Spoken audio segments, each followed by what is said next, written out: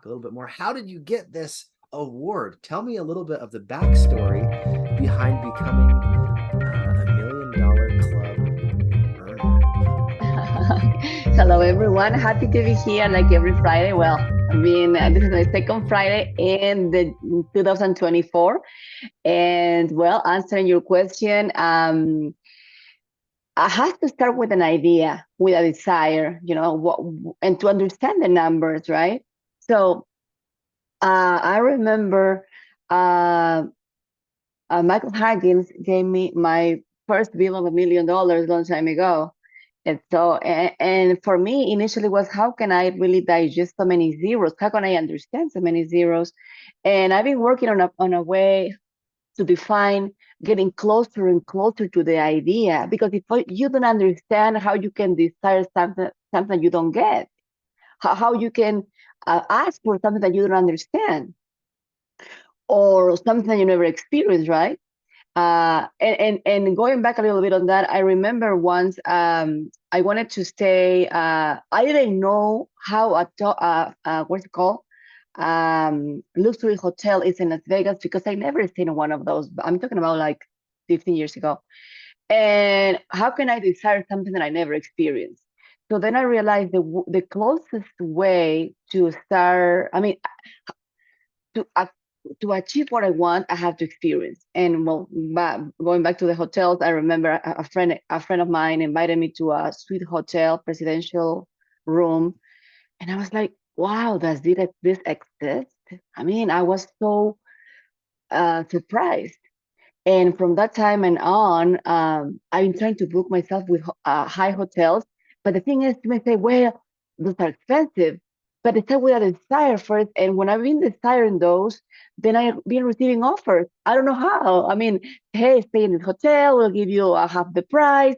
And I was like, hey, let me experience that. Let me experience more and more and more so I can know what I want. So having the same thing with this $1 million club, there's so many ways you can get closer to $1 million. And then the first thing is I start thinking about this bill, right? The second time, or the second option is, well, how can I get closer to it? And the other stuff was I was adding all of the properties that I have so I can just have a closer feeling, and add the value of all of the properties that I have. And yeah, of course, I surpassed the $1 million, and I was closer and closer. And then in this company, whereas I'm a part of a brokerage, where I'm a realtor, after I got married, my husband regained his license as well as a realtor. He's been for 12 years serving as a realtor. He just let the license go, and when we got together, say, hey, let's work together on this. And you have clients, I have clients, we have a pool of a source. So then we started working on that, and I mean, after we got married, and I also consider it a blessing. We start having a lot of clients coming to us, and there's this club called $1 million club in our brokerage, where anytime you go over $1 million a month in sales and the value of the houses, you're part of this. So we've been doing it since we got married. Every single month we was selling $1 million houses, and every month.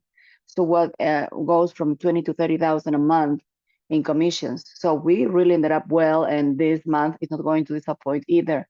So I think it has to do, how do you understand the close you want to get to something. And I know that's not the end of my goal. The $1 million, this is just a path. Because my goal is have $1 million in my bank account in cash, because I already have in assets, right? If I want to say that I already have this in assets, but I mean, and I'm going further and further and further, understanding and getting more familiar with the zeros. Now, what am I doing? What am I going to do with the money has another component of how I'm acquiring the money. Because if I get the money just and I don't know what to do, or maybe just 1 month. But if you understand the money, so what am I gonna put this money so I can uh, make it work as well? How can make it work? How can just um, provides more money? How this $1 million the dream can start building and building and building. So, and I'm so thankful that I have this education, that I am. that I know how I can apply the real estate strategies, and apply in this opportunity, another project, so make the money move. I don't like to put the money in the bank and just, no, it's just investing in real estate and provide a cash flow, because at the end, cash flow is the real, um, positive cash flow is the real financial freedom. So that's the answer, Regan. That's so good. So it wasn't just an idea that came one day and you're like, oh, that'd be nice. You think about this all the time, and you've literally got $1 million bill that you can touch and feel and start to think, how do I comprehend those zeros? That was awesome. One of the things I thought was wisdom in her answer was this idea of getting enough data points that you're like, oh, this is a reality. This is what $1 million house feels like to walk through, to sell. And now you've gotten comfortable selling $1 million homes. What is that next thing that you're working towards, Lily? Tell us a little bit more about what's next for Lily. Well, again, for me, I need to be in a really positive state of mind to acquire and to have a belief of me, therefore start a strategy. And people like, and I got this information from one of my mentors, Tony Robbins. So we usually tend to do the opposite, right? We tend to plan something. Let me plan my year. Let me apply a strategy, based on, but if the base is not strong enough, that plan will not last, because I guarantee you there will be a lot of disappointments down in the road, on the path, right? A lot of things that don't work the way you want it to work. And if that happened, then you will go back and say, well, I don't know, whatever your foundation was. So, and also, I mean, the strategy is the last thing we should really apply. Prior to the strategy, we should have a story of us. What is the story that I want to believe? What's the story that I want to believe in? How can I improve it? How can I just keep believing in that story? And for me to start to create a story, what is my state? I mean, am I sad? Am I happy? I'm frustrated. What is my mood? Because yeah, I know I have to design a strategy. I know I have to create a story, but I can control how I want to feel. And many of you may say, well, Lily, we have through ups and downs. It's all of us. It's not just one person. All of us go through emotional up and down for whatever circumstances in life. And those emotions are what we control, how we create what we believe, and therefore how we plan our strategy. So, hey, I'm a human too. I'm going through a lot of ups and downs emotionally. But I train myself to, when the moment goes down, to stop it and start seeing different things, right? So in real estate, is it's almost the same, because it's so attached to to your emotions, to your personal life. Some people say, no, no, I'm gonna just, this is really personal, this is really professional. It's hard to separate. You have to mingle both things to succeed in life. It's my opinion. I'm just telling you what my experience. So when you say what is next, I mean, while we were in Panama, my husband and I, we were describing how we want our 2024, right? How much we want to make financially, and why? Why that? Because we have a time set for retirement. So after this time, we're no longer working ever or doing anything. We're just gonna live out of this. So to get to this point, what we need to do. So then the plan, and I said to him, okay, that's fantastic, the plan, but what is the story that we believe, right? How do we see it? And that's the story is, for me, is, who do you think I am? Who do you think you are? How do you see yourself, right? And you believe the story that you want to, basically. If you say, oh, you know what, I work for 8 hours and I don't know if I don't have enough money. You see the thing that you're saying, like, I mean, I want to buy houses, but, and all of these things are the story that you are believing. Therefore, your strategy, your excitement, oh, I'm gonna buy property, won't last, because it was I tried and there's no properties. I tried. I went to fix and flip, and I lost money, or I broke even, or I can find property. How Lily does it? I have the same opportunities that all of us happen. The thing is, I start to see. I try and make a lot of efforts to see opportunities where people pass it. No, it's not working. It's not working. Why is not working? I mean, we all have the same education. We all understand how to analyze properties.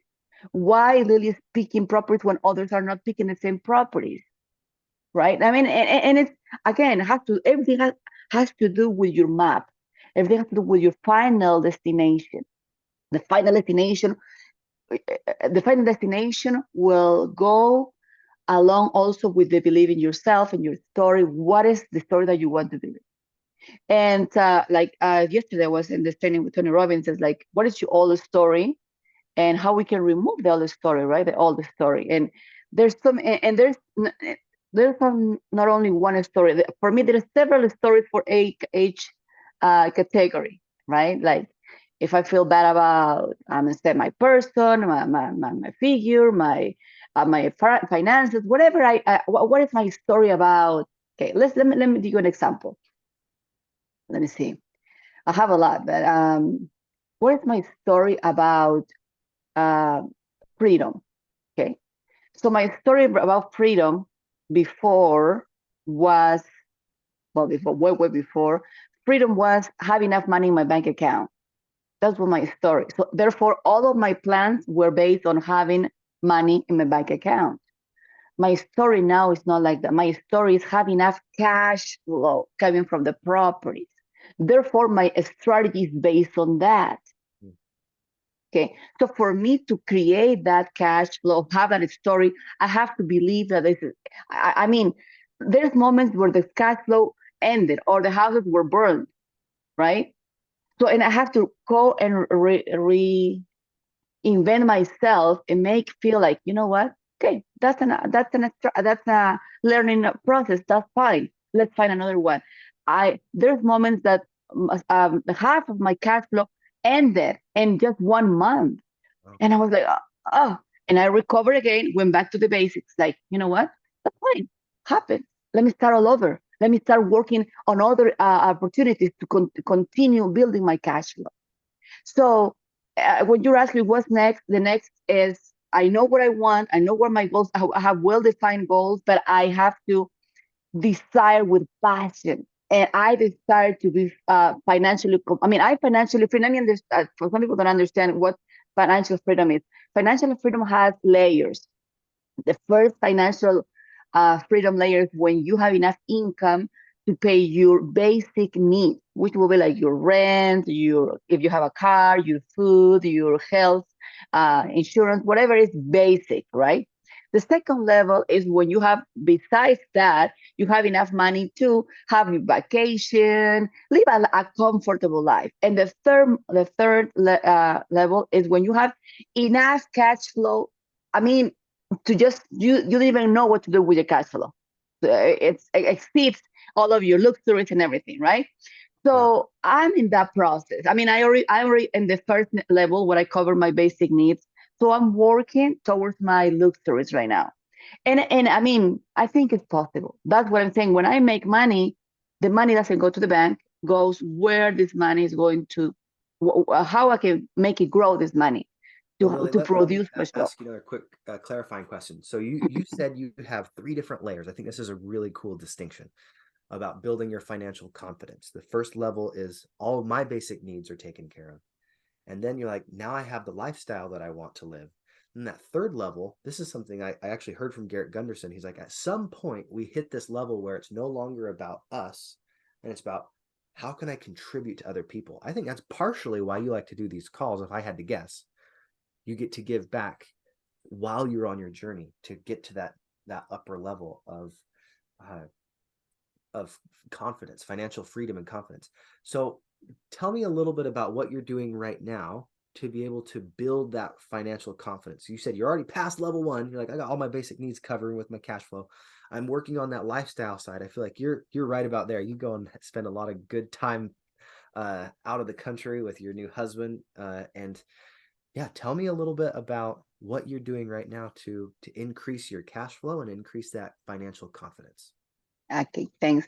So, well, one thing to know is when you go on vacation and you come back, you have a pile of things to do, right? Like have a box of mail. Like my neighbor was, so I'm just catching up right now. I think by the end of January, I'll be already catch up. And what is my plan?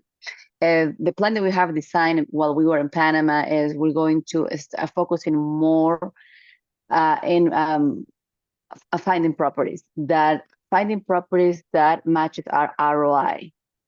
Okay. So it can be this state or can be another state. So we're open to analyze now on other states where, okay, but that's why it's so important, Regan, that if the education allows you to understand what you want, right? Because if I want immediate cash because I have needs or I don't have any savings, I perhaps gonna go do and fix and flip. And and perhaps I'll do them and 2 or 3 this year, right? For several reasons. One reason is for the cash, but also is to continue improving my business and Renata's, right? To uh, grow my network. Uh, but what I want to do is understand that the opportunities matches my ROI. My ROI, minimum ROI for me is 20%. And with that array, that bar, I've been looking opportunities for founding opportunities for 35, 40%, sometimes infinite return. So that way we can play our money. The other things that we have in mind is how we can grow faster is doing partnerships with people that want to have also, people that may have some money in the bank and they want to have an interest, excuse me, an interesting, I meant to say, you want to have an interesting ROI. And I have a lot of neighbors that I've been talking about, and they say, well, they pay me only 4% on my 401k. They pay me only 6%. I say, hey, what if we do a joint venture? So we're analyzing those where we can buy more properties and see what is a win-win for both parties, right? And that's another way we can grow fast. And so buying properties, doing joint ventures, and we're hitting maybe, I don't want to say the number of years, but the closer the better. I hope in 2 or 3 years I'm really doing be what I want to be, and yeah. So this where every day when we woke up, we say, hey, what are we doing right now? What are we doing with our time? Other thing that I'm doing, and this is maybe typical to everyone, we're trying to control our time in social media because it's very tricky. So I don't know if it happened to you. Like I go to my phone to check my Airbnb, anything that I have to check, and I ended up in Facebook. And I said, what did I come to my phone for? And I have to make sure that I understand clearly if stuff like that is happening. I told my husband, then we have maybe have someone to check all of this because we get distracted easily, or how we can control to get not distracted easily, right? Because we're supposed to be the content, the produce the content, not the eat the content, and on social media. And sometimes we ended up doing the thing, and sometimes under the excuse, well, let's see how is the new techniques now, and okay, like this, like that, and I catch myself 1 or 2 hours and doing the Instagram. Watching the Instagram reels. Like, no, this is not happening. So yeah, that's where also we're trying not to, control our time. So by controlling our time, we have to have a determination and focus and have a set goal. This is what I want. By doing this or spending this time in social media is not aligned with my goal, right? So by what we're trying to do is analyze every day how we did, how we went. Are we close to what we're supposed to do every day? If not the end of the world. Let's do it better tomorrow. Yeah. And that way we're controlling day by day, then analysis at the end of the week, analysis at the end of the month. It's our plan as well. So what we have done is what is strategy that we've been doing has been working. If it's not working, we're not doing that anymore. Okay. This strategy or this thing that we're doing to improve our business takes a lot of time. It's not working. It's not providing. It's not generating nothing. Let's put it aside. Let's focus on something else. So that's what we're trying to do. Improve this year, and continue. We have 1 hour at least of educating ourselves. Again, going back to the classes, taking more classes that we haven't taken before, understanding other topics more in deep about real estate investing. Love it. So Lily, let me see if I understand where you're coming from with this social media thing. Because I've had that death scroll where you just go, I'm like, oh, that's a great video. That's a great video. That's so good. Because they understand how to just hook you in. This concept of being a contributor or a producer rather than a consumer. This is something that I think as a business owner, we need to constantly keep in check, because it is so easy to just keep scrolling and be like, oh, I wonder what the next thing he says is. Oh, that's great. Oh, I'm going to go to the next one and watch the next one. And then eventually you're like, oh, it's been 2 hours. Where did the 2 hours go? Or am I actually any better because of that? Sometimes you might learn some really great things. However, is it in alignment with your goal? And I think that's something that you're contributing is one thing, but if you're just consuming social media all the time, there's a huge difference. So talk to us a little bit about what you're doing to contribute to social media and to produce content rather than to only consume. Good point, Brigham. And this is very important because, well, the class that we had with Robert Sperry, and then I had also another class with Coach Brian. Yeah, is that, yeah. I understood that, so let me see this. Social media, back in the time, I was not for any business. It was just to put your life, hey, like this, like that. And then the more, and depends on your personality, right? And if you're a validator, you want to post everything. But I got to the point I said, okay, I need to control my time. I need to control what I'm doing. And with these classes, I realized why am I posting things? Why I want to expose my life or what I'm doing, my trips. A part of me, I have to say, is personal. I think maybe 25% of what I'm doing is because I feel good to have my friends and family see what I'm doing. But the 75% after I took this classes is to generate business. Therefore, the content has to have either value for someone, right? Have to create a value content. We've been analyzing with my husband. Okay, so to create value, we realize that there is a lot of people that bring value, and there's another post that is only a funny post, and one has more views than other. It was like, geez, we can compete. I mean, because we want to provide value, but sometimes when we provide value, we don't have a lot of views. Number one, we have to be consistent. It's not like, oh, we're gonna just in a week, in a month, we're gonna have the million views. I mean, no, but consistency. And we creating value will create likability. People will start liking you. So when you want to sell something or give an advice, you will have an audience, right? Yeah. So number one. Number two, on social media, it's like you're talking to people, right? But you don't know them. You don't know if they like what type of post they like. And again, remember, what is the reason you are doing this? Because if you don't focus on the cause, the real reason, you will lose easily. For me, the reason is to generate more business and increase my network with people same mind, real estate investors. That's my goal. And 25% of my goal is, well, for my family and friends. Okay, now, when I say this is, if I remember that, then I have to understand my audience.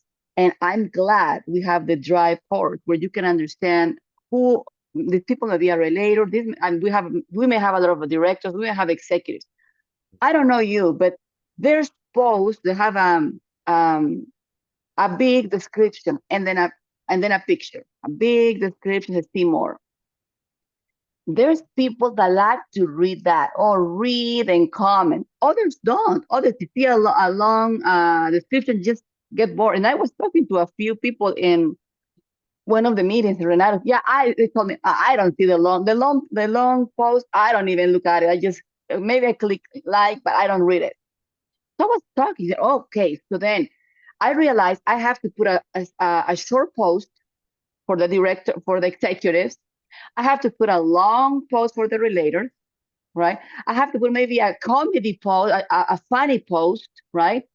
For I mean, to entertain other people.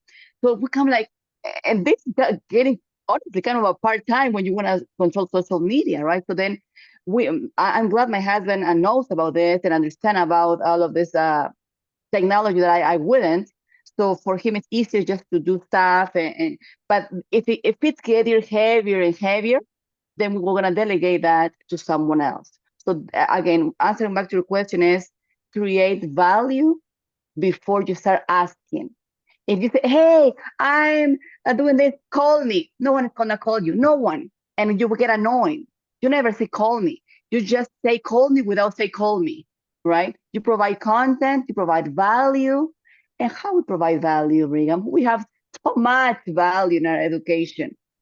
So why don't you just kind of be creative? Let's say you understand velocity banking and say something about velocity banking. Say something about fix and flip. Say something that people say, oh, this is interesting. You know, Chuck, Zina, Drucker, they are giving me good information. I will continue following her. So So Lily, is it okay anytime, if I add go ahead, something go real ahead. quick? Sorry. This is something that I've been really trying last 4 years to wrap my head around, and now I'm starting to understand it. It's something's clicking.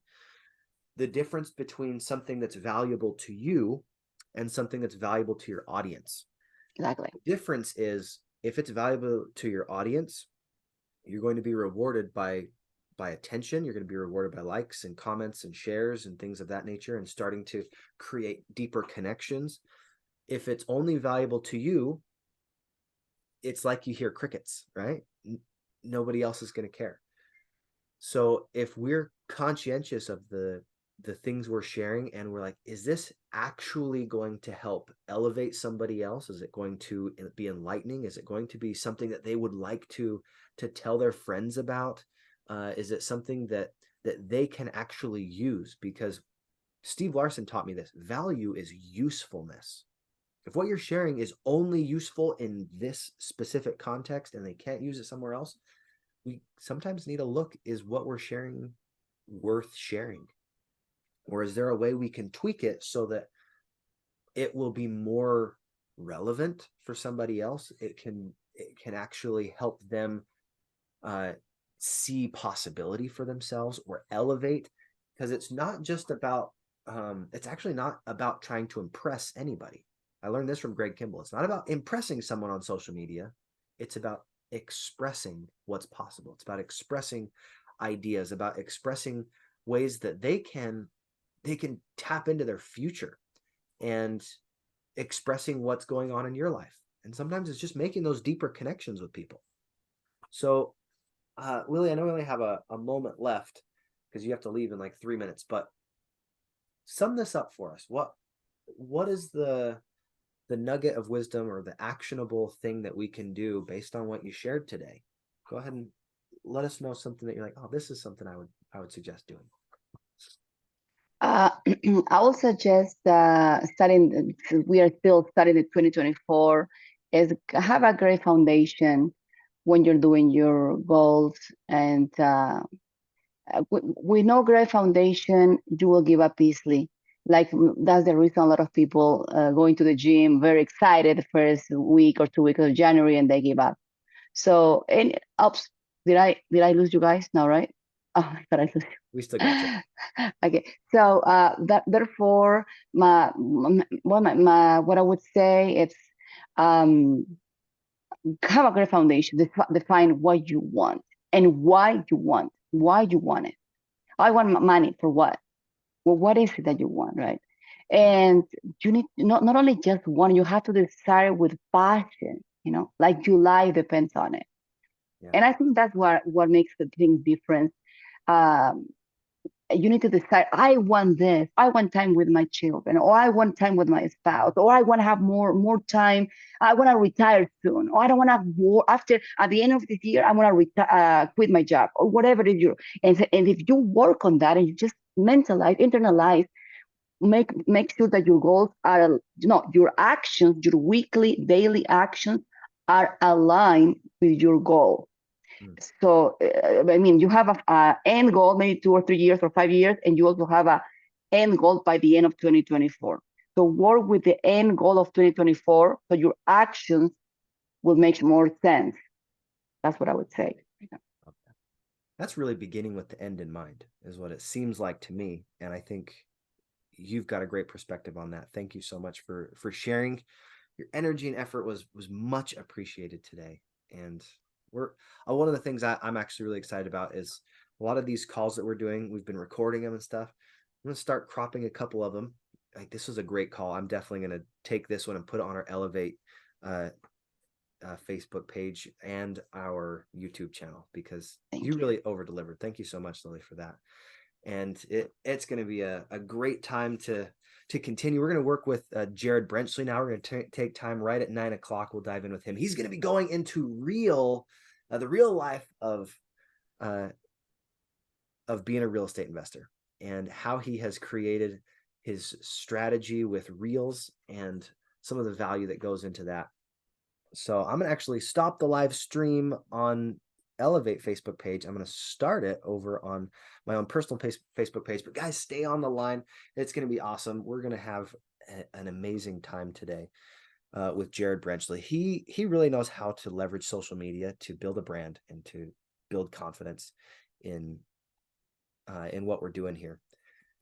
And it's gonna be awesome. So Jared, thank you so much for being here with us today. Let me get this back up on Facebook on my own personal page here, and then we'll start with real life of a social butterfly is what I'm calling this episode. And one of the reasons I'm doing this, guys, with everybody is we want to let our message get out. We have so many great conversations on these calls. I want to have more people come to us to build our community. That's really the purpose of these calls, is to market. And if we don't utilize a good portion of those calls to let the world know what we're doing, we're missing the boat. So I'm just being an example as best I can to start creating value for our community that way. All right, now this social media strategy is going to be really awesome. Social media guru. I'm going to call you a guru, Jared. And we're going to have a good time chatting. Can you come off mute and let me know that you can hear me and we can see as well before I hit this? Okay. Hey, I'm trying to join on my computer. Can you let me into my Okay. other Yeah. account?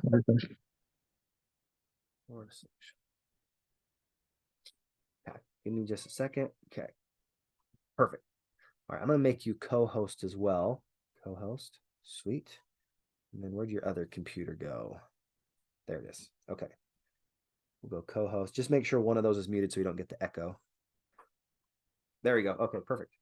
Beautiful. Look at that face. I love it. All righty. Now, I'm going to pull up that Facebook Real Life of Social Butterfly. Are you wanting to crush reels for social media with Jared Brenchley? Ley, right? Yep. Okay. Brenchley. Okay. All right. We're going to go live in 5, 4, 3, 2, and 1. Good morning, Facebook. It is another episode of Levelin Up with Brigham Blackham. We are going to dive deep today on the real strategy that's going to make a difference with your social media, social impact. We've got the real life of a social butterfly. That's the topic of today. We're going to be going really deep with my good friend Jared Brenchley. He has built an amazing following on social media because of this strategy, and he's going to give you some of the basic level real strategies and then a few teasers on how to do this at such a high level like what he's doing. I'm so grateful to have him on the line. We've got a ton of other people from my real estate community. So grateful for them to be on here today. We love to support each other, and we love to create value. So Jared, we're going to dive straight in. Tell us a little bit about your backstory and your understanding of social media, because you're just crushing it right now. Sure. So 6 years ago, um, real estate wasn't even a word that would mention out of my mouth like ever. So I worked at Walmart for 12 years actually. Hmm. I was a Walmart manager working 60, 70 hours a week on average salary. So I was blessed to work as much as they wanted me to. Yeah. So when my wife got pregnant with her third child, that's when a paradigm shift happened. That's when I knew something had to change. I remembered all the times of the stuff I missed my first two kids because there was a good 8 year gap between number two and number three kid. Yeah. And so it was a good reflection time and to realize that something had to change. I didn't know what, but something had to change. And so when my friend invited me to come down to a real estate workshop, I was 100% going to blow him off. I'm like, okay, yeah, sure. Yeah. Yeah, that's what I want to do in my life. Like, cause first of all, real estate, like I didn't have perfect credit, nor did I have $1 million in the bank. So like, I can't do real estate. I don't want to get a license. I don't want to do any of that stuff. My wife heard him halfway through as he was talking about it. So she wanted to go, which meant this guy had to go. So we went and, the guy in the front of this room, he did something absolutely the most annoying. He kept on, and he didn't just do it once. It was like through the entire presentation or the entire workshop. He kept on doing this thing, and it just drove me bonkers. And he just kept on, and the thing he was doing is he was making sense, and it was just like, dude, I'm like in a path, man. I'm now you're making it possible for me to do these other hard things that can give me the life that I always dreamt. And so it was annoying and exciting at the same time because I realized that sure, if you have perfect credit, $1 million in the bank, you can do. Was it easier? 100%. Sure. Is that the only way to do it? No, no, not at all. I've never used my credit in any transaction I've ever done. And I could probably count on one hand how many times I've used my own money in the transactions. So after that, that's what changed everything. My wife and I, we got started. We got connected with the community and just started to learn, ask questions, network as much as humanly possible. And 6 months later, we got on our first transaction. Then we did a bunch of flips. And at that point in time, it was like, okay, now let's so that's when I was able to quit my job. So it took me about a year to quit my job. And that first year we did about 3 transactions. That was it. But that was like, we got a fourplex and two flips. And there's more money in the bank than it would take me like a couple of years to work in Walmart. And that was like a whole like imposter syndrome galore, I tell you what. But yeah, so that's how I started. And then I got into wholesaling and then short-term rentals. And then now I'm still doing wholesaling now. And I love wholesaling. That's my favorite that's my favorite massive income strategy in real estate. For those who don't know, I mean, it's basically a fix and flip that's shorter term, like 2 weeks is the best way to think of it in one sentence description. But yeah, absolutely. So that's how I got started. I don't know if that was, what was your question again? I just went on a tangent. Oh, that's great. Your origin story. That was perfect. Okay, that's what it was. So tell us, so you've been sharing some ideas how you got into real estate. Mm-hmm. I feel like it was about 2 years ago that you really started getting a ton of traction on social media. Can you tell us a little bit how you went from where you were as a Walmart employee to now you're actually got like over 6,000 followers on Facebook, and you've got literally hundreds of thousands of views across multiple platforms. Millions now. Fantastic. Millions of views. I have several videos that went over 1 million. That's so cool. So tell us, how'd you do that? So when I first started, it was just, I mean, in the grand scheme of things, 6,000 followers isn't really a ton, right? But when I started, it was like a couple hundred. And I've generated massive amounts of income from that short following. So, I mean, when you add up all of my socials, if put it all together, it's like 12,000. Well, actually, now thinking about it, it's more than that. But regardless, I just was consistent in posting content, and everyone, for me, if I can't giggle, I don't want to do it. Yeah. So I do tend to lean towards if I can make something funny, then that's what I want to do. Right. And you don't have to be funny to be successful or anything like that at all. But it's a key point for that would be whatever you're good at. If you're stone faced, just like very bland or whatever, but you're given killer information, you're going to find a following eventually. Right. So it's just throwing stuff out there. consistently.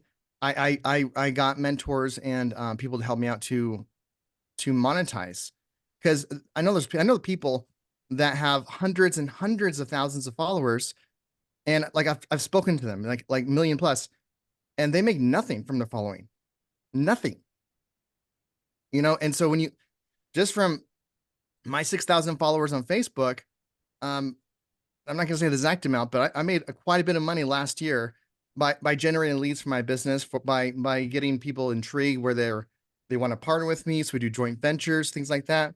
So yeah, I mean, that was the part of it, was seeking people that were doing better than what I was doing, and just being consistent. Like, you don't have to be perfect. Mhm. My motto is good enough is good enough. So I think perfectionism is what stops people. Honestly, that's probably one of the biggest things that stop people from being successful, is they want to have something perfect.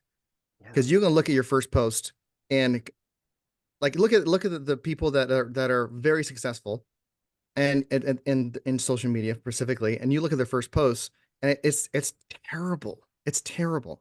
But if that person would have waited till he got the perfect post and the perfect, how we communicated and everything like that, then it would have took him another 5 more years, and he would have got the same number of views as that very first one, because he didn't have any following, didn't have any traction behind it. So it doesn't help you to be perfect. It helps you to take action.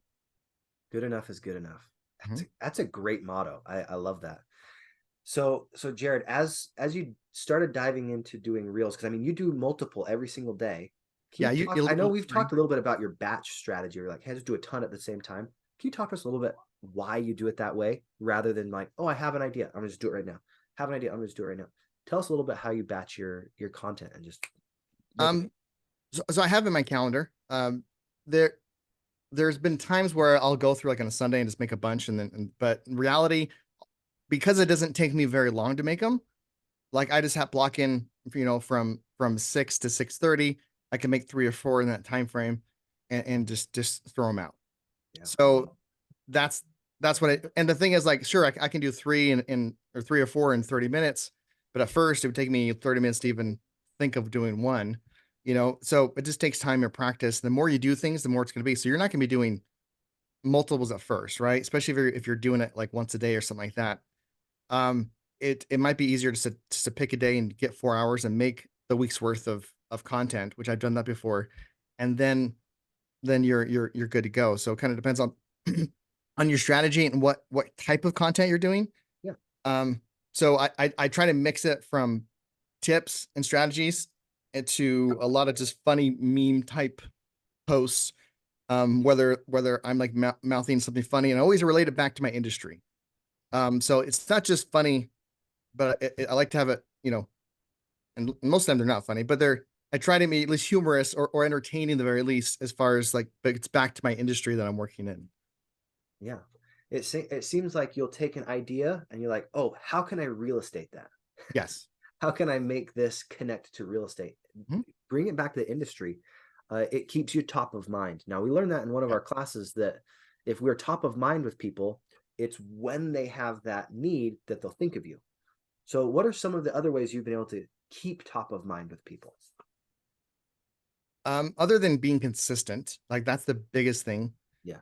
Stories is a good thing to be constantly out there. I use story to really, because here's the thing. You may have a million followers.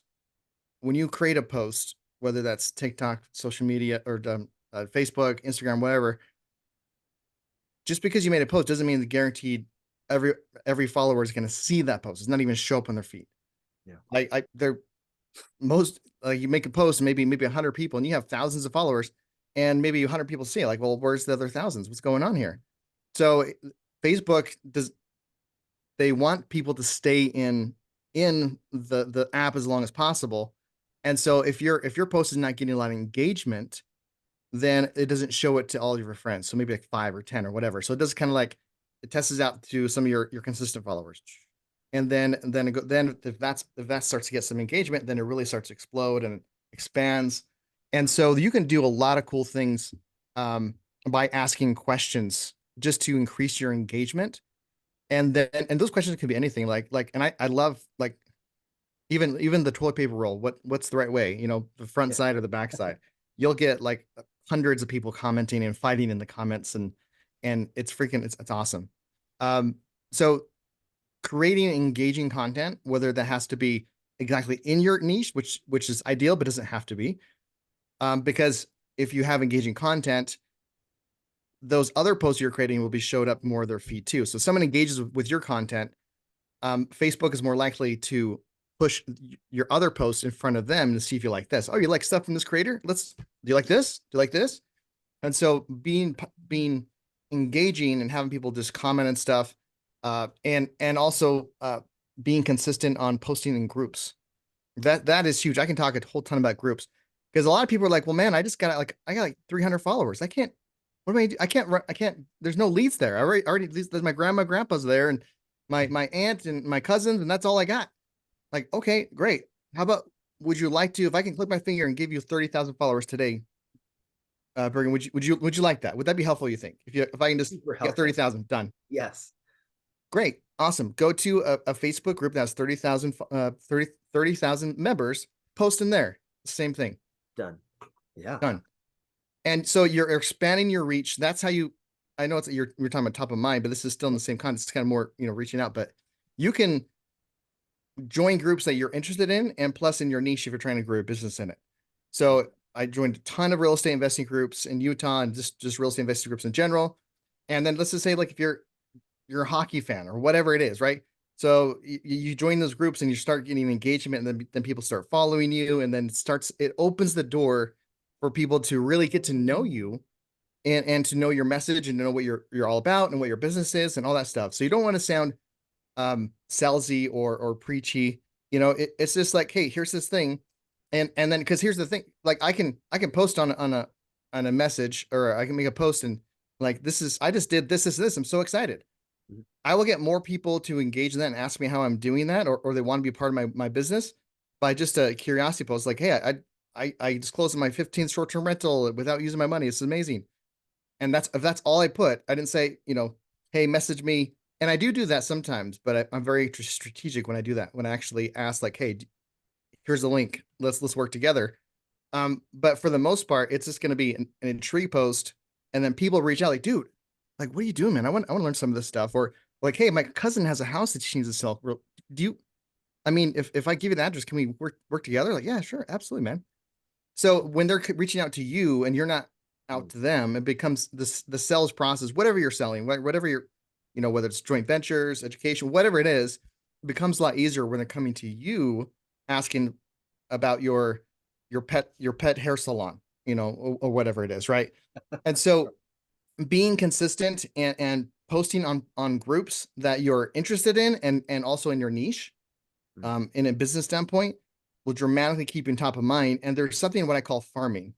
And I don't know if you want to interrupt me, go ahead. I feel like I'm just going on tangents, but something I call farming, and this is in Facebook groups. Okay. So when you get an engaging post, when I post something in a group, it goes in the top of the feed. So if anyone clicks on that, it goes right on top. And every time someone comments, so we have the feed, right? And there's just a bunch of posts everywhere else. And if I'm posting places that has 200,000 followers or members in the group, or 30,000 or whatever it is, there's a lot of posts that are getting created in that group. It's like, how do you stand it? How do you make sure people are seeing yours? Cause like, man, I made a post and now I'm buried by 20,000 other posts. If you're creating an engaging post, so whatever it may be, you're asking a question, you're doing an intrigue thing. So then people will comment every time there's a comment, because at the end of the day, kind of goes lower. There's a comment goes right on top. So any comment, whether it's through you or through someone else, goes right on top. And so when I get a really engaging post, and if people are posting or commenting on it, I don't respond to them right away. I don't let it all. So as the day goes on, or as the week goes on, it keeps on getting pop, and then that means it's going to be on more people's feeds. So even if they don't go into that page, if they're a member of that group, it'll show in their feed more often, and they're seeing, oh man, this got 50 comments on it. It's crazy. When people stop commenting on it, that's when I go. So if there's like 10 comments, just an example, I think usually there's more in this type of scenario, but I will go back and I will respond to 2 or 3, and then I'll stop. So then it goes right back up. And then more, they'll show more, and then it'll just start getting more and more and more. So I'll just do, okay, great. And then the day after, when it slows down, I'll comment to a couple more. It goes on top of the feed. And so I am just, that one post, people are seeing it like hundreds of times. It's like everywhere. And so that's what I call farming. It's just utilizing the algorithms to your benefit. And this is true even in your own post too. You can still do the same where you're just popping in there and is commenting on something so to keep the momentum going. So one post, you can farm for weeks. And obviously, hopefully you're doing more posts than just that one. But as far as getting in front of people, like when you're like, oh, hey, my pet shop, it has blah, blah, blah, blah, and people are commenting on it. And then you can make that continue momentum behind it. And when people start seeing hundreds or 50 plus comments in there, they're gonna look, oh, what this is engaging. People are liking it. And so it starts to really build momentum. So you can get one post, massive number of views, massive number of interaction, and everyone is interacting or more likely to see your other content. So yeah, that's farming, consistent. Using Facebook groups is a great way that I try to stay at top of mind. I think that's key. Now, one of the other elements that you brought up earlier that I want to bring back up when you're doing your reels is you're not just doing it for business. This was something that was key. You brought up kind of to the side, but sometimes you'll do a question that doesn't have to do with business, that's just engaging. And then sometimes you'll have a joke that kind of applies to real estate, but it's really just a funny joke. How do you take your engaging posts and monetize them, actually get people to say, hey, here's a newsletter that you can opt into so you can get on my buyers list, or here's a way that we could go to that next level? What are ways that you actually create that first exposure to what you do? So as I'm creating engagement, as I'm creating, more followers through, so sometimes I'll do a harvest post. So a harvest post is where, and you have to be careful with this one. Like you don't want to be over, and I know people are going to have different opinions on this, but this has just been successful for me. So I will talk about a win and not trying to be too boasty about it, but like, hey man, this flip that I'm doing that we're going to close in the 26th is the biggest yet. I'm going to make like $98,000 on this flip. I'm so excited. This is amazing. And I didn't use any of my own money or my credit. I love this. This is so much better than working at Walmart. By the way, if you guys ever thought about getting real estate or want to have a chat about it, here's this link. We can schedule a 9-minute conversation. And that's what I call. So that is more like a salesy. Yeah. It's my harvest post. Okay. So that's where, so people that have been following me, they've been getting intrigued. They're getting stuff in there. Right. And then it's like, oh, okay, great. I remember making one post and I probably got, and it was something just like what I just said. I probably got at least 20 to 30 appointments, just from that one post. Oh. Right. So, again, you have to be careful with that type of stuff as far as like being straight up, hey, here's a link, because you can get really spammy and everyone's like, hey, here's a link. Okay, there's this. Yeah. I know what Jared's doing. But in between the harvest posts, which I'll put out every couple of weeks, once a month, something like that. So not that consistent as far as those harvest posts, but then I'll still do other posts like that when I'm talking about a win or an intrigue post. And a lot of times people will reach out to me like, dude, what are you doing? Like, how do I find out more? Okay, here's this thing. We can just schedule time. We'll talk about it. And so they'll usually reach out to me, or for example, I'll do a post like, hey, what's holding everyone back on real estate investing? How can I, or just like, what's stopping you from getting your next creative financing deal? And then they'll put their questions on it, and then they'll take it to the DMs and we'll have a conversation. It's just like, oh, maybe it's funds. Maybe it's, I don't know how to find creative financing deals. I don't know how to negotiate those deals. And so I start talking like, why do they even want seller financing deals? Why, what would that do for you? And so we have those conversations, then it usually leads to, face-to-face conversation, whether mostly on Zoom. And then we go from there. So I don't know if that answered your question or not, but that totally that's how so basically, if I can conceptualize this, you have value posts, maybe I'm going to throw out a random number, 95% of the time. Mhm. 5% of the time you have a harvest post. Maybe every 2-3 weeks you'll throw one of those out there, so that the people that you've been engaging and creating tons and tons and tons of value for, like, oh, you've helped me in this and this and this. You made me laugh. You made me cry. Made me think. Mhm. And then like, oh, this is something that would interest me. I would like to have a 9-minute conversation. Yeah. Then you collect those emails and you start working through those leads, and it could be through the direct messenger, talking to them that way, or if they give you an email, you add them to the email list, whatever it was that you promised them in that harvest post.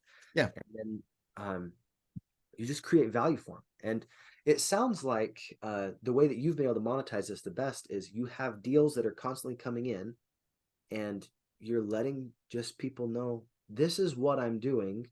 If you want to do it too, come along. But if not, the train's left. Exactly. Yeah.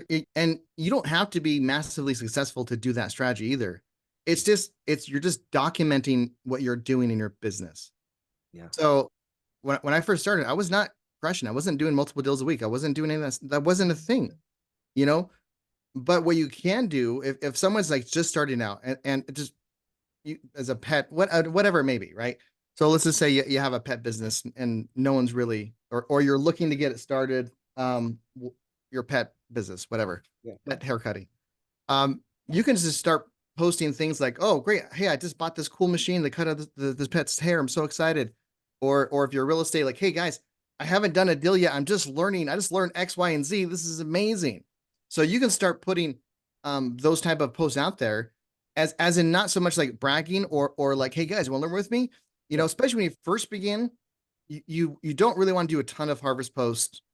You need to build a lot of value, and people will naturally start to talk. You can still take up the DMs, you can do all that stuff, and that's totally fine. You should harvest that way. But as far as like a massive harvest post, I don't expect that right away. But creating, just like document what you're doing. So real estate, like, hey, take a picture of yourself in front of a computer, analyzing 5 more deals. This is so exciting. And like, hey, I just learned how to pay off my house in 7 years. Or hey, cool, I'm learning about X, Y, and Z. I just learned this. So you can start creating value posts without having to be the expert. Yeah. You can become in fact, people that are just starting out is literally more relatable than an expert that's been doing it for years.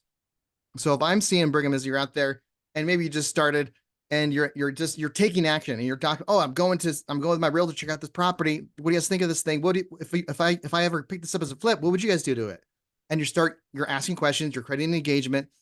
And so like, oh, wow, he's actually doing it. And sometimes when you see people and like, they're so far there, or, they're in the hundreds of deals and you're like, man, I wish I can get my first.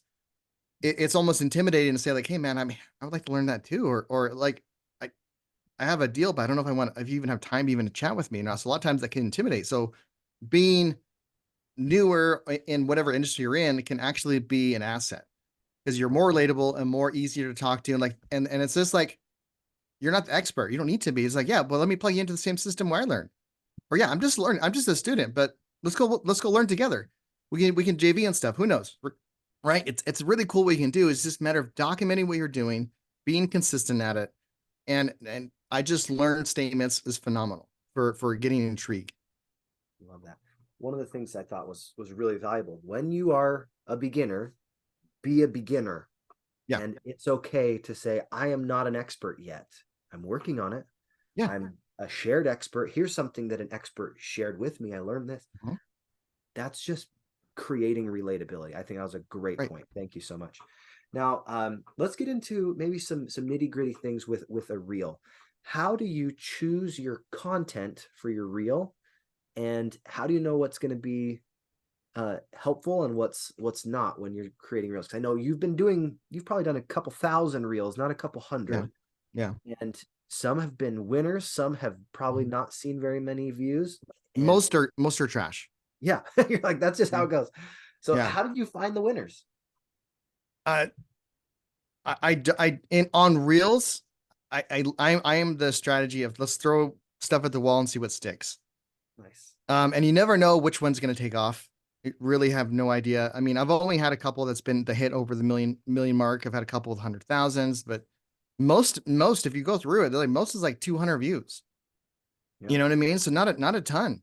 You know, I got a bunch in the thousands and tens of thousands, but the vast majority, when I put out so much content, the vast majority is a couple hundred, and that's it. Mm. So it's just being consistent and throwing out there. You're not going to know exactly what's going to be a banger. Now here's the thing: if you keep on doing the same thing and like all of those type of posts are getting 5 views or whatever, then it's like, okay, maybe I can tweak this. You know, always try to, even though I like I said, throw things at the wall, but you need to be conscious of what's actually getting views or getting engagement or whatever it is. Like, oh yeah, this post, they got me like 5 followers, but even though it only has 500 views, that's actually really good. That's very potent for the number of views, how many followers I got. I need to do more posts like that. You know, I can recreate stuff like that. And the thing is, like, one of my mentors that taught me a lot about, and this is, I never actually met this person, but just through social media. Like, so Fraser Brooks, he talks about, because people can seem overwhelming. Like they look at me like, oh man, I can't do 3 wheels. Like you're doing 3 a day, sometimes more. Like that, there's no. It's so out there. Like I don't necessarily recommend people to make that many. And I know people that are more successful than me, and they're literally posting once a week, and that's it. But they built their reputation, they built their brand, they did the work to get to that point. So there's not necessarily. Oh yeah, sorry, that's what I was going for. Yeah, so Fraser, what he talks about, like if you're doing like 1 post a day, like 1 reel a day, for example, a lot of times you don't need to recreate new things. If you find something that's a banger, yeah, you need to save that, put it in a different file. And then once a month, you can repost that same one. Because here's the thing, like a comedian, they have a set, right? They spend hours and hours and weeks and months and years getting that 10 minutes of comedy. They spend that much time on that 10 minutes. If they would have to get a new 10 minutes every time they're in front of someone, it wouldn't be as good. Instead of them just getting new content for the same people, he just shows that same content to different people. Super good. So you can literally like make 30 bangers, maybe over 90 days or whatever.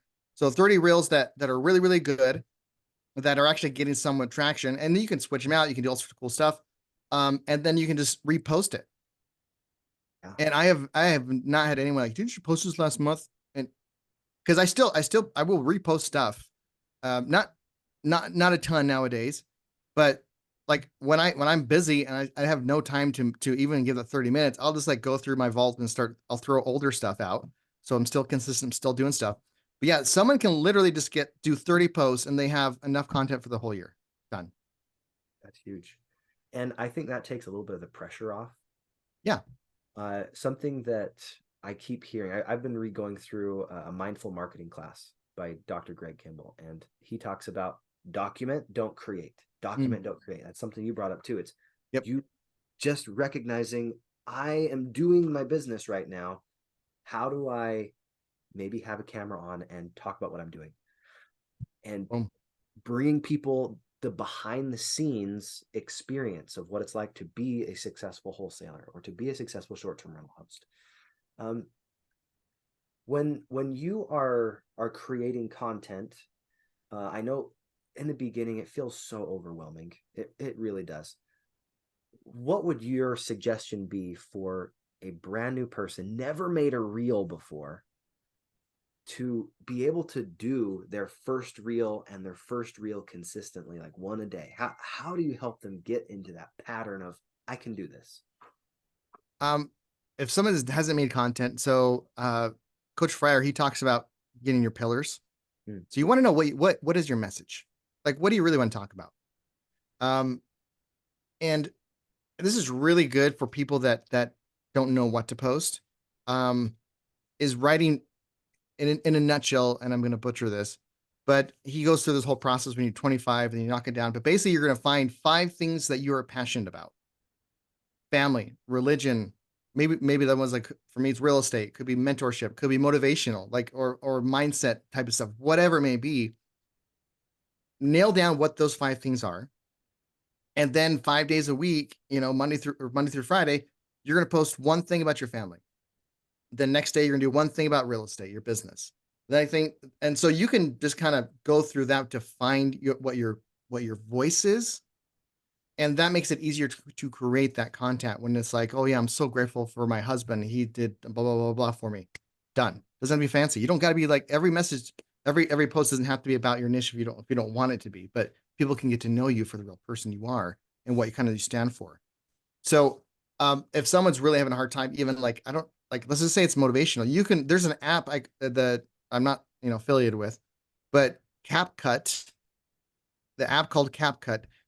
I use that for most of my Reels creations. CapCut has literally, you can throw in, it has AI. It's really, really cool recently too. So they implemented a bunch of AI stuff. You can just upload, like, let's just say one of your pillars family. You can upload 15 pictures of your kids, and then it'll do a reel for you in a matter of seconds of like with music, and it's changing the pictures and and you can tweak and edit and all that stuff.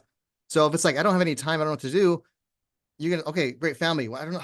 Again, I mean, my husband's a dick and my da, da, da, da, da. And so maybe you're not feeling it, but like, man, I got a ton of pictures of my kids. I'm gonna throw that, and then bam, you created the reel in like 10 seconds. So even CapCut has like the help you, it can like AI generative scripts, and it does teleprompter on your phone, so you can be like reading it as you're doing stuff. So you can using AI is very helpful for people that don't know how to start. And also they have templates, and there's other apps that probably do similar things too. So pick your poison, doesn't matter. But there's templates. I can just put in and go in templates and say motivation. Okay, great. You need to add 10 pictures or this template, this music, this message, and then you can add 10 pictures of yourself, or just like Google some pictures or whatever, it doesn't matter. So using things that have already been created, and even using AI to kind of help you out a little bit, even if you're not familiar with it, you just you're literally just pushing a button, and you're done. So I think that's probably I would recommend someone to use technology to their advantage. Get CapCut, get apps similar to that, and this become and I make a ton of money in toilet time. I tell you what, man, when I'm sitting down, I what are we doing when we're sitting down anyways? We're just like scrolling, we're just doing whatever. Dude, make a reel real fast. Open the app, and while you're doing your business, do your business. If someone has that's a reel right there. While you're doing your business, do your business. Yeah. It doesn't have to be like massive. It could be a 6-second thing. That's it. Damn. So literally, like, you can just be sitting down, and for people, it irritates me to no end. People can be like, oh, well, I don't have any time to do this. Like, the hell you don't. Come on. You have time. So you do not use the restroom? Are you like are you like a cone head that doesn't have, you can't use that? Come on, really? You have 30, you're there for like 3 or 4 minutes. Some of us 10 minutes. I don't know. I'm not going to judge you, but freaking A, like, open the app. You can create a reel in 5 minutes. If you're just going through a template, you're like, picture, done. That could be your time. There's no excuse why no one really can't do it. It's the perfectionism what really kills people, and the fear of judgment, what stops people too. So I'll make posts, and in my story specifically, my first story of the day, and some people don't like it, but my level of me not caring what someone else thinks of that is people will be shocked how little I give a crap. So as far as their opinion on anything that I'm doing. So like, some people get so like, oh, what are they going to do? What are they going to think? Dude, they're not buying they're not engaging with your business anyways. So what do you care if you offend someone? You're going to offend. It's not if, it's when. Yeah. It's when you're going to offend someone, and you could be doing nothing but positive posts. You could do nothing. Like I literally, like, I did a post, and I remember this, and it was all about, winners are they're fearful of losing. So they're constantly thinking that they're losing, and that's for keep on improving themselves and doing better. And I remember this guy, he made a very negative comment. Well, that's why. And it was just very like, victim mindset and BS. And so like, I mean, I did a very positive, good post, and to help motivate people. And this dude was taking the wind out, or trying to take the wind out of me. By the way, because those haters will happen eventually. The very beginning, you probably won't. It's not. Yeah. Don't fear that. But never waste a good hater. Ooh, that's such a good line.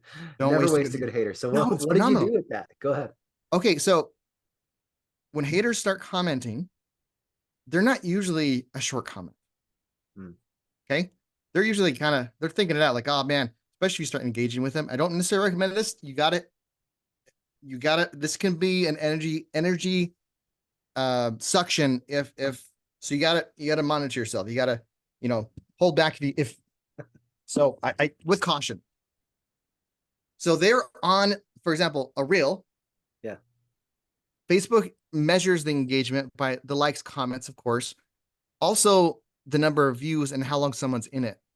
And someone's commenting on a reel, that reel is playing the entire time that they're texting. It is that hater is doing more for your engagement than anyone than your own mom that likes every single post you ever make. Because they're on it for so long. And then I love poking the bear. Like, too much. I get this from my grandpa. Like, he would see people arguing, and then you go on one side, and then when that side starts to win, he'll like jump on the other. Well, actually, I think you have a point, and he'll just start stirring the pot. So, and I'll start poking the bear, and I can see them getting so mad. It's just like so fuming, and I'm not like, hey, I'm not like negative or anything. I'm usually like kill them with kindness, and they freaking hate that, like, to no end. When you're so hateful and you just like, that stupid bald guy, he is just teaching people bad things, and he's going to destroy the world. And I'm like, oh man, yeah, it's okay. I'll destroy my world. Don't worry. Your world will be fine. I got love you, buddy. And like, he loves me. And so you get this back and forth, and I'm just giggling the whole time. That's my toilet time. I'm like doing that stuff because it's hilarious.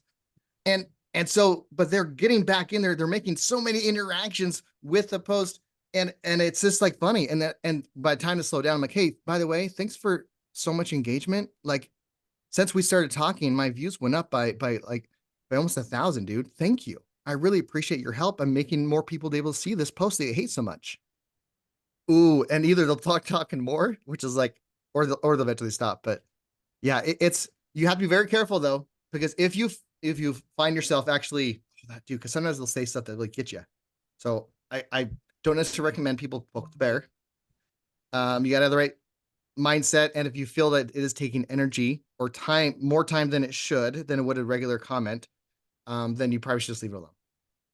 But that's a good point. But it's so unique that even a bad comment or bad engagement actually is eyeballs on your stuff. Mm-hmm. And you become top of mind for them, and maybe they're going to start telling other people, like, oh, you shouldn't watch this guy's post. Like, wait, I shouldn't want. Okay, let me see. Yeah, exactly. And they're going to go check it out. 100%. When someone starts trash talking someone else on social media, people will go to their page and start looking at their stuff and like, oh, actually, this guy makes sense, or this guy, oh yeah, you're right, he's a jerk, or whatever. You know what I mean? So yeah, there's not a bad thing at all ever.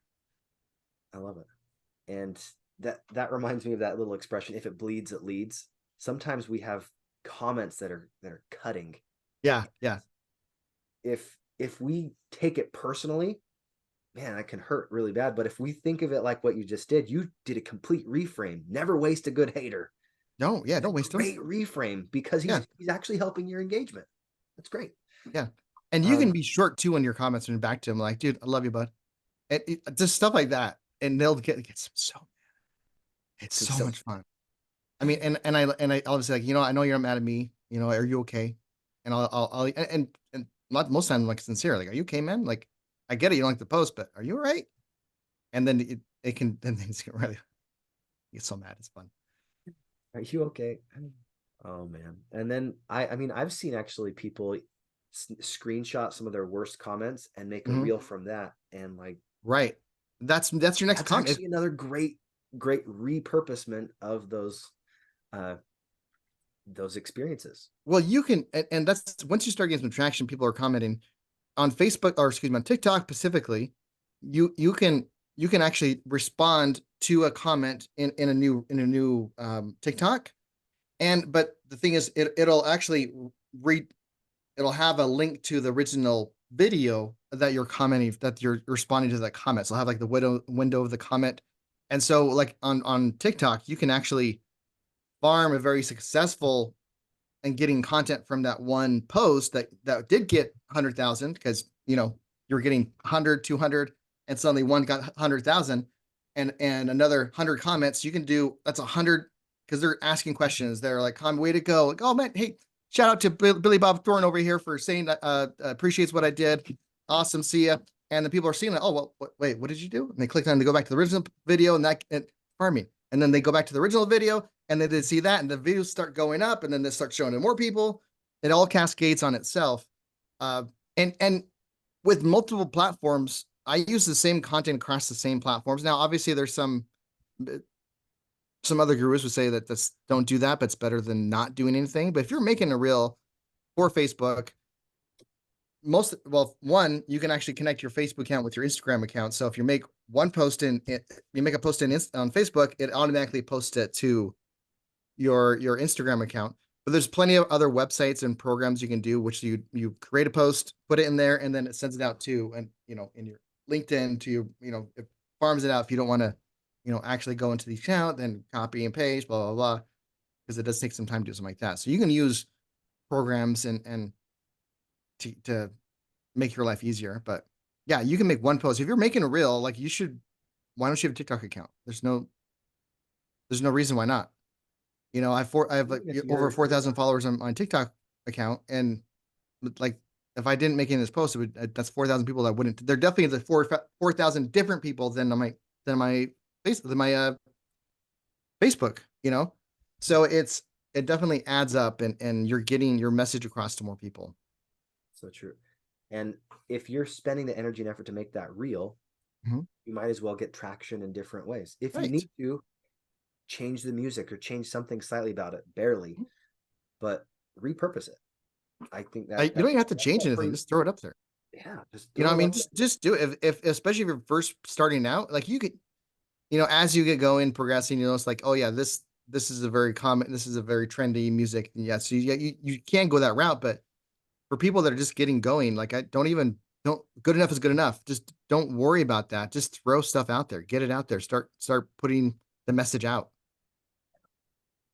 Getting people to say, hey Jared, can you buy my house, is the coolest messages I get.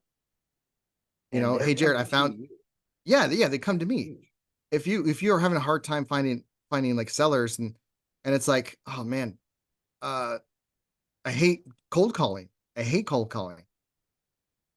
But when they call me, it's a lot easier. When they're asking me for help, when they need like my expertise, or they need like, hey, do you know anyone that can X? Like, oh, I actually do know someone that can. Let's talk and see if we can do business. Or, it becomes easier. And now the people get frustrated because it doesn't happen quickly.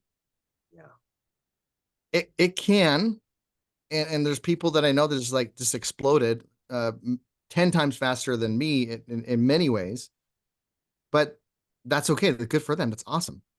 I'm gonna go and see what they're doing. I'm gonna copy and paste. You know what I mean? I'm gonna figure things out. That's awesome. But it's not an overnight thing. It's not overnight. So you'll get some traction in your business from the low hanging fruit. People like, you opened up a hair salon or whatever. Yeah, actually, I do need a haircut. And so those are low hanging fruit. So when you first start, you may get some people actually commenting and things like that. But then, and as you're building your following, as you're doing stuff, as you're doing things in other groups, Facebook groups, it's going to start building. You're going to start building awareness. I farm Facebook groups.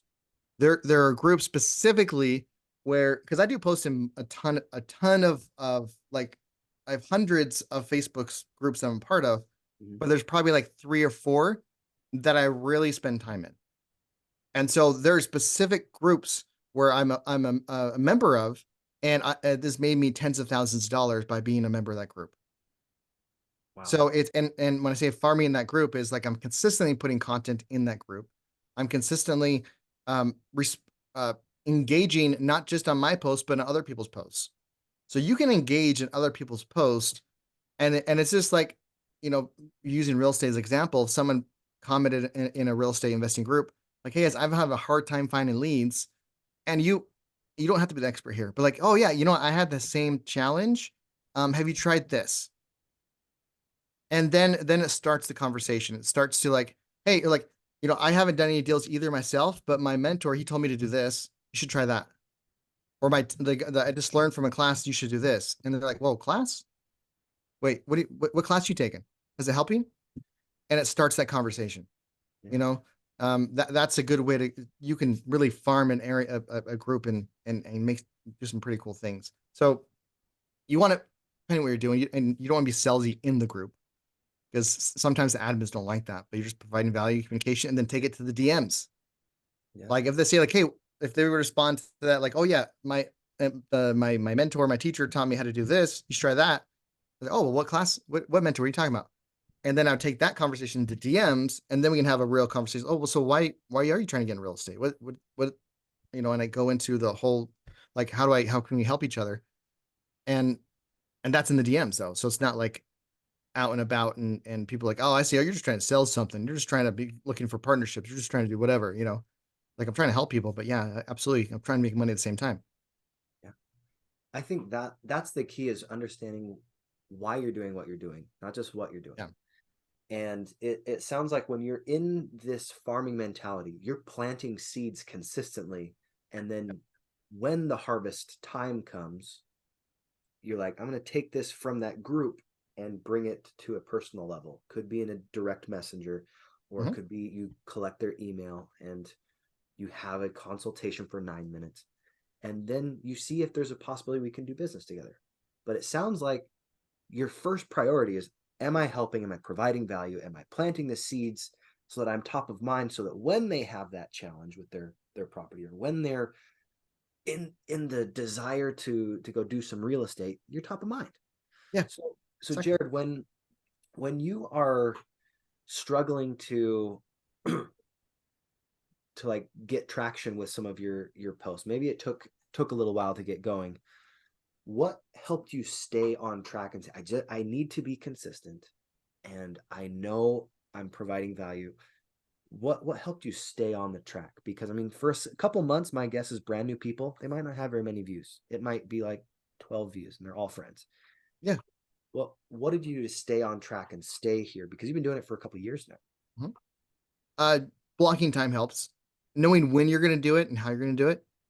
So, because here's the thing, people can fall there when you're creating content. You can get into the rabbit hole, and I've found myself in this rabbit hole many times, even now, where you're trying to create something like, oh man, I hate how that's, oh man, that my hair is all messed up. I told you I got to redo this thing, or oh man, I got to do that. Yeah, I think it's important for people to block off time specific and have a hard stop. Yes, that's tough. That's tough for me at times. Say, oh, hard stop. 100%. It's done. Just ship it. Just get her done. And you have to ask yourself, like, so you know your weakness is better than I will ever know. I know my weakness is better than anyone else. And so if you find yourself like when you're creating content, then you like 2 hours later, oh crap, I was just like, I made one reel and then I realized I just scroll for 45 minutes and for an hour, 20 minutes, whatever. Man, so you got to like have hard stops, timers, potential. It depends on your weaknesses. Maybe that's not a challenge for you, and that's fine. But you know what I mean? You want to be careful on not going into too much. Like, I got to edit this perfectly, or like, I don't like how it says. You can do a live, for example. So like this, you can do a live and bring on, so we're real estate here. Okay. You can invite someone. So I can ask you to come on to my live, like you did here. Right. Yeah. And like, hey man, I got a live I'm going to do on Friday at noon. Brigham, can you just jump on and talk about some short-term rentals? I know you have a bunch. Is that cool? Yeah. So maybe you haven't done anything in real estate at all, but that interests you. So you bring someone on, you just have them like, how'd you get started? Like what? And you just ask them questions like you're doing right now. This is a perfect example of what you're doing, right? So you're getting shared credibility. One, you got 30 minutes to an hour of content. Okay. So people are like, oh wow. So even though like, if you've never done a single deal, but you're talking to someone that's does multiple deals a week, then it's like, oh wow, okay. Sally's is with this person that's done this, and like, oh wow, I mean, I know Sally, I'm gonna talk to Sally and see what's going on. Then you can just hit the download button on like Facebook Live, take that hour long, and there's so many software, and there's plenty of software that's for free. Even in CapCut, you can do this. On their website, you can literally just upload the hour long, and they will cut 30 seconds, 60 seconds, 2-minute videos for you with captions. So if you're like, I don't know what to do at all, like, okay, you can do one live and create 15 reels like that. And you don't have to be the expert. Just bring someone on that's an expert. Or you could be doing a long form video where you're just talking about your story, talking about, the challenges, talking about this particular deal. Like, oh guys, I almost made a huge mistake. This is what happened. Or I did make a mistake. This is what I did. And you can be just documenting, and maybe that conversation is like 10 minutes, but you can get 3 reels out of there because you upload that 10-minute live that you just did. And now it's like, hey, watch out for this mistake. So you can go really deep when you're making reels and have really good hooks, things like that. But the very beginning, I think you just need to create content and ensure the hooks and all the strategy stuff. I mean, I don't think people should really look at that because it's almost, for some people, it's too much information. And because they're not doing it right. Like, well, if I cut up this long form, it's not going to have any hooks. Well, then that's not going to work then. Like, no, screw the hooks, or anything else that you're reading that has to have like this and this, or like, oh, I can't figure out the caption thing on this app. I better not post it because there's no caption. Who cares? Just post it. Good enough is good enough. It's fine. Like, so don't let that stop people. But that's a good way to create a lot of content really quickly for a busy person, which you can literally, that while you're doing your business kind of thing, to be honest. Like I keep bringing it up. It's just so easy and you can segment it. But blocking time off, let me back up to the actual point you questioned, but blocking time off, doing things in batches too helps. So maybe like doing it every single day is just like, it's not going to happen. So like, okay, Sunday at 6, put in your calendar, let your family know, hey, I got to do some business at 6 o'clock tonight. Leave me alone. So whether you're doing it in batches, whether it's like a daily thing, I think it's easier to do something daily than it is to do 2 times, 3 times a week. Yeah. Because if I say I'm going to post 3 times a week, that's it. And it's okay if you're doing that. But my only thought is like, if you're doing it every day, it's a ritual. It's part of your day. If it's every Monday, Wednesday, and Friday, it's like, wait, what's today? Was I supposed to do something today right now? I don't remember. And then you don't make anything. You know what I mean? And you can kind of pinpoint where you missed. And even if you missed a day when you're doing it every day, like that's not the end of the world. That's fine. Just keep on doing it. I mean, there's times where there's been weeks where I didn't do any posts, whether it's busy or whatever, just get distracted. And that's okay. And start over. I mean, not start over, just go back in it. It doesn't matter. I think that's wisdom. And it's something that anybody can do. Anyone can literally pull up their phone, hit Facebook Live. Mm-hmm. Here's something I'm experiencing right now. Give the behind the scenes and just talk about what you're experiencing. 100%. And then you're like, hey, this was someone that is very proficient at whatever strategy you want to employ. Like I feel like you are an expert in so many things in real estate that I want to be an expert in. So talking with you, it gives me confidence. It gives the listeners confidence. They're like, oh, he's done. How many real wholesale deals have you done by now? I know it used to be a couple of years ago, it was like 50. Now it's probably closer to 100 now. Yeah, I don't know the exact number, but we're either approaching or over 100. I don't remember the exact. I'm not that I don't remember. I haven't counted. I don't know. A lot. Right, put it that way. Literally dozens and dozens of deals, and there's patterns of progress you see. Yeah, and that's one of the things that was wisdom with bringing up the social media strategy is you've done a couple thousand reels now. Mm-hmm. You don't have to do them perfectly, and I love that. No. It's just just ship them, just do them. Yeah, like if it's trash, it's trash. Okay, that's cool. You're like, I learned from it. Great, that's trash. Now don't do it like that again. Let's try another way. Right. Sometimes I'll still make trash even though I know it's trash. I'll just make it. You know what I mean? It's just get it out there. Just start doing stuff. And most algorithms prefer consistency and reward consistency over like the perfect the perfect reel or perfect video or whatever you're doing. So yeah, just make stuff. I think that's key. And if we can wrap this all up, tie a little bow on it and say, this is the best action step I could give to a brand new person. Tell us the one action step that you would hope that someone takes to go get more value that they can give on social media. Go ahead. If I had to put in like one or two words or one or two sentences, yeah, just, it sounds simple and people, it's almost, the simplicity is why people don't do it. Just post. Yeah. If you take anything out of this, now I did a lot about the farming and you know and how to make small, you know, bigger posts into smaller ones and intrigue posts.